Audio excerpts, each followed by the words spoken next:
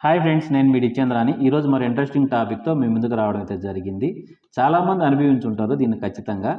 ఏంటంటే నైట్ టైంలో మనం నిద్రపోతున్నప్పుడు మన మీద ఎవరో పడి తొక్కుతున్నట్లు దెయ్యంలా అనిపించడం, మనం కాళ్ళు చేతులు ఆడించాలన్నా కూడా కదిలించలేకపోవడం, మనం మాట్లాడాలని ట్రై చేస్తున్నా కూడా మాటలు రాకపోవడం, మనం పెద్దగా అరుస్తున్నా కూడా పక్కన వాళ్ళకి వినిపించకపోవడం, మనకు ఊపిరి ఆడకపోవడం, ఇలాంటివన్నీ కలిపి మనకు ఒక టెన్షను, భయం అనేది క్రియేట్ అవుతుంది. దాన్ని మనం దెయ్యం అని ఫీల్ అవుతుంటాం. కానీ నిజానికి అది దెయ్యం కాదు. దీని వెనక కూడా ఒక సైన్స్ ఉంది. అదేంటో అనేది ఈ వీడియోలో చూద్దాము.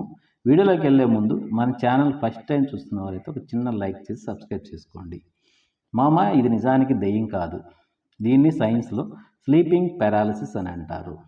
మనం నిద్రపోయే టైంలో, అది ముఖ్యంగా కలలు వచ్చే టైంలో శరీరానికి మెదడు సంకేతాలు పంపిస్తుంది కదలొద్దు అని.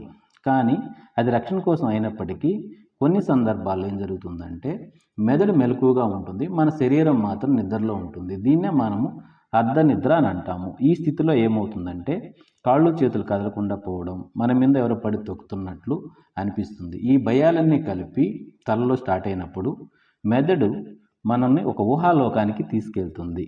మన మీద ఎవరో పడి తొక్కుతున్నట్లు, ఊపిరాడకపోవడము, మనం అరుస్తున్నా కూడా ఎవరికి వినిపించకపోవడం, ఇలాంటి ఫీలింగ్ స్టార్ట్ అవుతుందన్నమాట. ఇది నిజానికి దెయ్యం కాదు ఇదంతా మెదడు ఆడించే ఒక ఆట మాత్రమే. ఇలా ఎందుకు అనిపిస్తుందంటే టెన్షన్లో ఉన్నప్పుడు, టయానికి నిద్రపోనప్పుడు, నిద్ర తక్కువ అయినప్పుడు మనకి ఇలా అనిపిస్తుంది. పెద్దోళ్ళు చెప్పినట్లు ఇక్కడ సామెత అచ్చం సరిపోతుంది. నిద్ర తక్కువైతే మనకంటే ముందు భయం పరిగెడుతుంది. అదే నిద్ర కరెక్ట్గా ఉంటే భయం దరిచేరదు అనేది ఇక్కడ కరెక్ట్గా సరిపోతుంది. ఇలాంటి మరిన్ని ఇంట్రెస్టింగ్ వీడియోస్ కోసం మన ఛానల్ని ఒక లైక్ చేసి సబ్స్క్రైబ్ చేసుకోండి. Thank you.